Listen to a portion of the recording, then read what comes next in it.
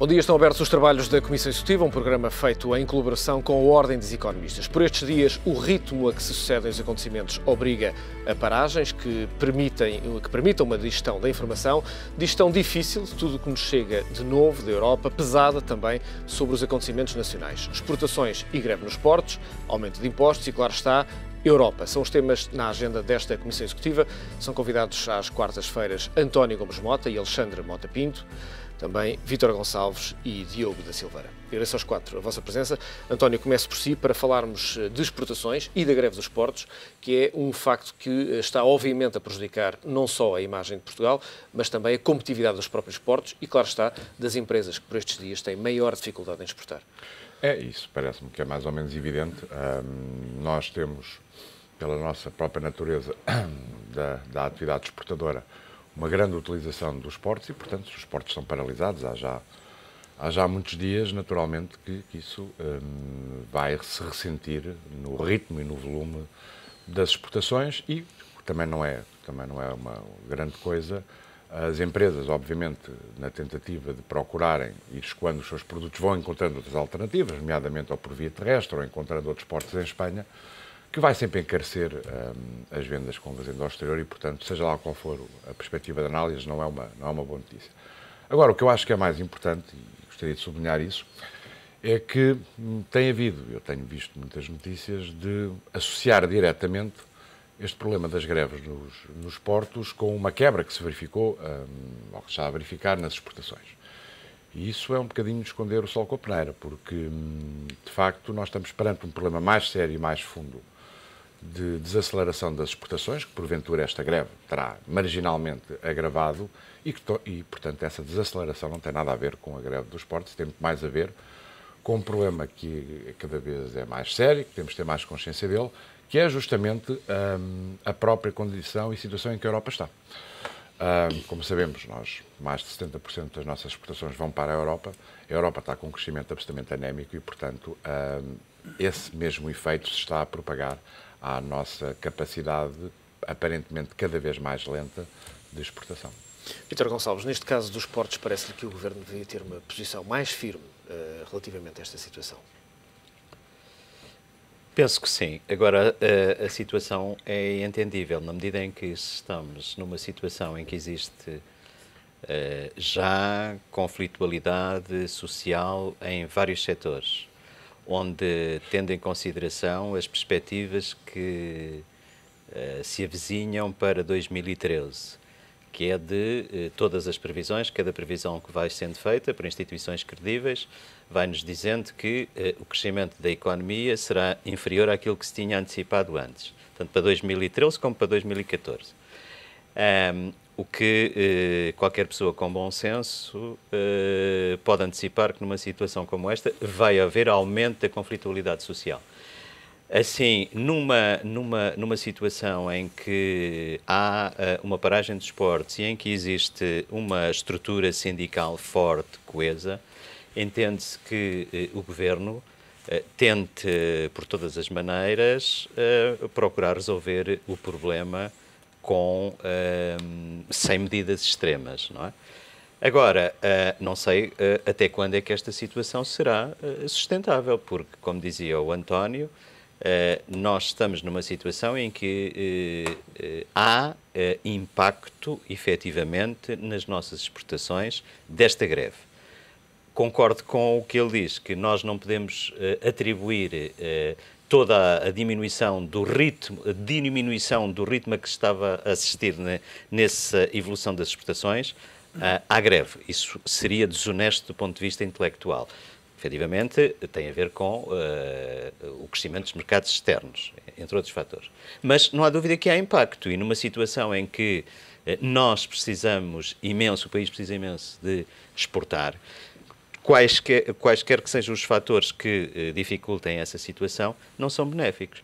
Agora, o assunto reconheço que não é fácil, tem que ser tratado com tacto. Não podemos passar por uma situação que ainda seja pior do que esta, mas, objetivamente, esta situação de paragem dos portos tem que terminar. Diogo, é legítimo a economia nacional estar refém de um conjunto muito pequeno de trabalhadores? Com certeza que não. É sempre o problema quando certas profissões têm um impacto tão grande, não é, na vida económica do país. Não é só este caso, já aqui falámos de outros casos. Eu reforçava simplesmente os 2 pontos anteriores. Por um lado, penso que o Governo efetivamente teria sido, todos desejaríamos que tivesse agido de uma forma eventualmente mais rápida e mais forte, por forma a resolver mais depressa, mas há aqui um equilíbrio para encontrar, como disse e bem o Vítor, em relação ao aspecto social. E, portanto, eu penso que há alguma fragilidade do Governo que, se fosse há 6 meses, eu penso que a abordagem teria sido distinta. E, portanto, temos de reconhecer isso e o Governo está a tentar gerir o equilíbrio. O segundo aspecto, em relação ao impacto nas exportações, tem algum contributo. Porquê? Porque os portos e o marítimo é, sobretudo, relevante para as exportações para fora da Europa, que são as que não estão a ser impactadas. Portanto, se nós quiséssemos ter uma visão negativa, diríamos a parte das exportações para a Europa está a ser impactada porque a procura aí está reduzida. Os governos europeus, os países europeus, mesmo do centro da Europa, estão com crescimentos anémicos, como referiu o António. Na parte não europeia, que é sobretudo atingida pela via marítima e pelos portos, temos o tema das greves. Portanto, neste momento, infelizmente, o conjunto das condições estão reunidas para que seja um problema. Juntando 2 partes do raciocínio, fica claro que o Governo agora tem de passar para uma nova fase e resolver. Alexandre, que ferramentas legais existem para resolver uma situação destas? Existem algumas, enfim, ferramentas legais no Código de Trabalho,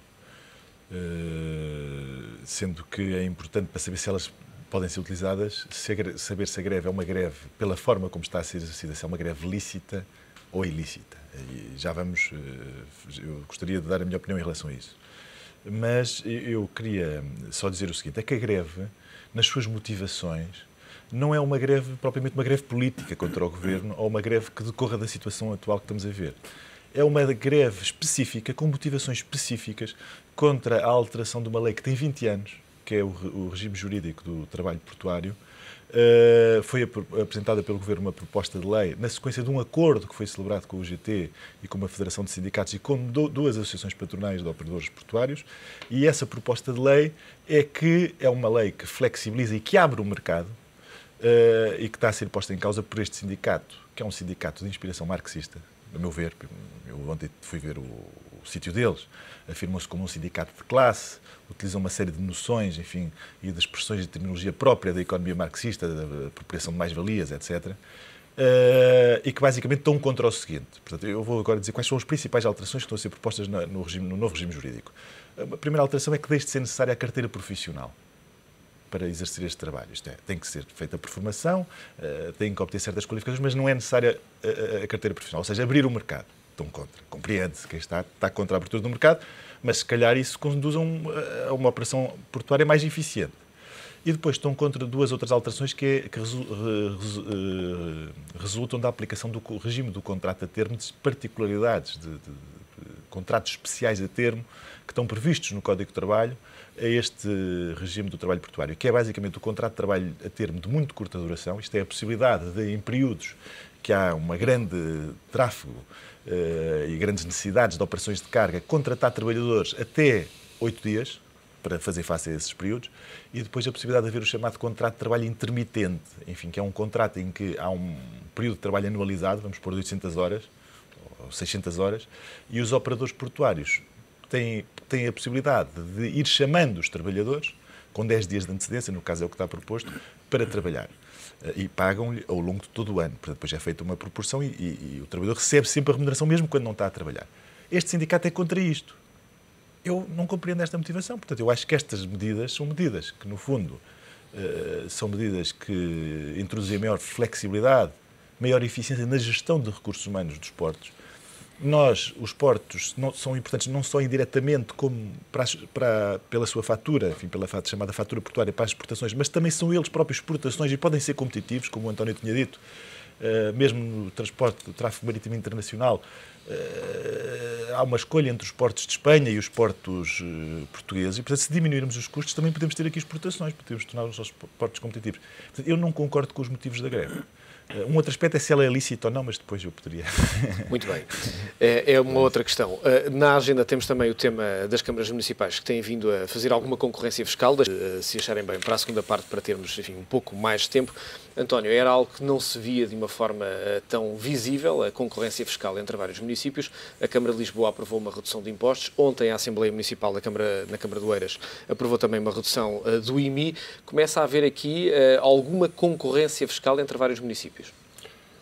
Bem, eu tenho algumas dúvidas sobre essa qualificação. O que eu exagerada? Acho, não é exagerada, eu acho que o foco é um bocadinho diferente.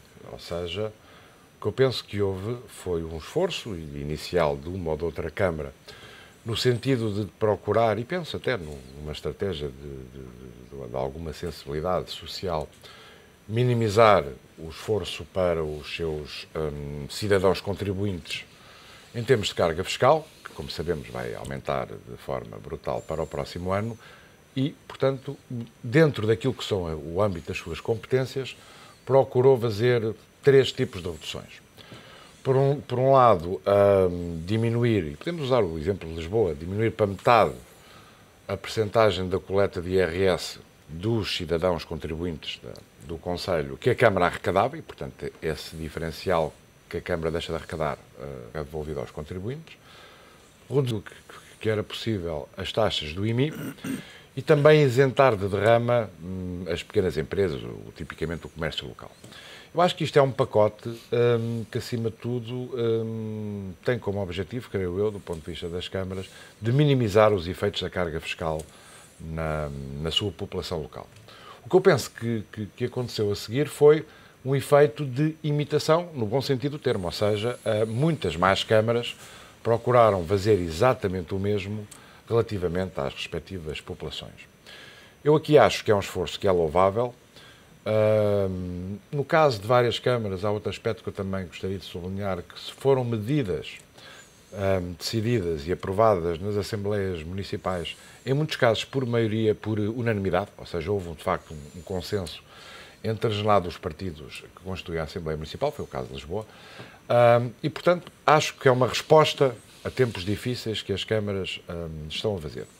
A minha grande dúvida, e podemos aqui sim olhar para o problema de 2 maneiras diferentes, é, em primeiro lugar, se numa condição financeira que todos sabemos que é muito difícil das câmaras, se elas estão ou não em condições de acomodar esta perda de receitas, que é uma perda de receitas importante, no caso da Câmara de Lisboa, creio que são cerca de 50 milhões de euros, ou, e essa é ver o mesmo problema numa perspectiva diferente, afinal nas câmaras ainda havia alguma gordura que poderia ser de alguma forma limpa, porque senão não havia possibilidade de fazer este tipo de iniciativa.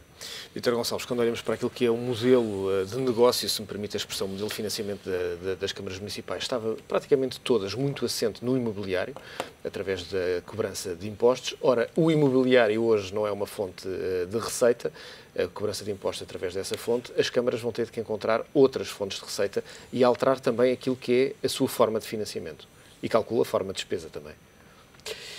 Pois, e daí é a questão que o António põe no fim agora do que ele estava a dizer, que deixa em aberto outra questão, que é até que ponto é que é sustentável esta diminuição, isto é, se é algo que é para fazer pontualmente e entendido como uma medida que é não tanto de competitividade fiscal, mas também uma demonstração de solidariedade num momento, solidariedade por algumas instituições municipais com os seus cidadãos ou com cidadãos num momento difícil. Eu estou em crer que será absolutamente pontual, o que não quero dizer com isto que não é bem-vindo, claro que é bem-vindo medidas desse tipo. Agora, eu temo que isso possa aumentar o desequilíbrio que muitas das nossas câmaras tinham do ponto de vista financeiro e que a própria Câmara Municipal de Lisboa também tinha e tem, que é um problema que esta gestão da Câmara tem vindo a procurar resolver, que é as contas absolutamente desequilibradas e com desequilíbrios que foram acumulados ao longo de anos. Seguramente que, com toda a franqueza, não tenho informação relativamente a medidas que estejam a ser dirigidas à melhoria da eficiência no âmbito da própria Câmara, porque se essas medidas não existirem, esta vai, por si só, contribuir para o desequilíbrio das contas da Câmara e que no futuro vai ser pago por nós, naturalmente, como tudo na vida. Dito isto, acho que é nesta fase que estamos a viver, são medidas bem-vindas pelas populações e que são de apoiar. Agora, interessará que sejam colmatadas com outras. Diogo, a alteração de medidas por questões de necessidade, mas eventualmente não chegarão àquilo que é a mudança estrutural dos orçamentos das câmaras. Então, talvez não cheguem, mas eu gostava de reter sobretudo o lado positivo. Vamos reter o lado positivo desta medida. Uma medida que visa reduzir encargos para o consumidor cidadão. Positivo. Uma medida que foi tomada de forma proativa, ou seja, não foi escondida através de uma imposição ou de um pedido, troicas, ou fundos, ou bancos, ou sindicatos, nada. Portanto, positivo.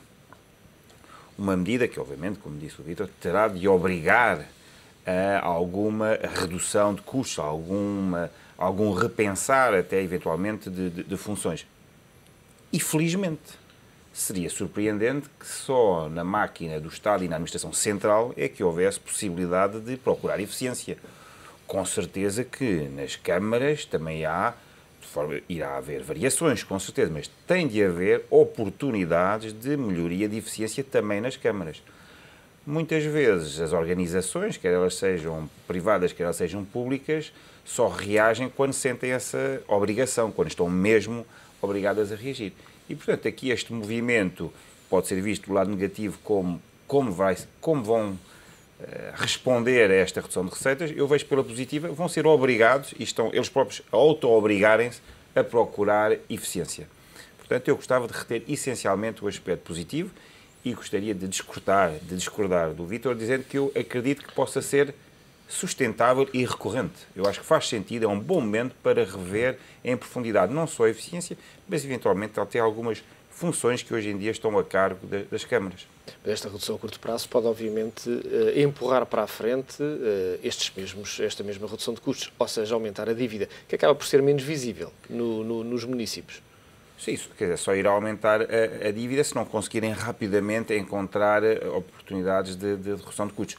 E eu acredito que sim, que vão encontrar com certeza oportunidades de redução de custos. E depois também temos aqui o lado virtuoso do mercado liberal, como disse aqui o António, como uns fizeram por imitação, os outros fizeram. Pois nos mercados das telecomunicações ou outros, quando um baixa os custos, os preços, não é? Os outros para acompanhar também baixam e obriga depois a fazer esforço de custos. Portanto, eu vejo aqui no mercado, no sentido lato das câmaras, um efeito virtuoso muito positivo.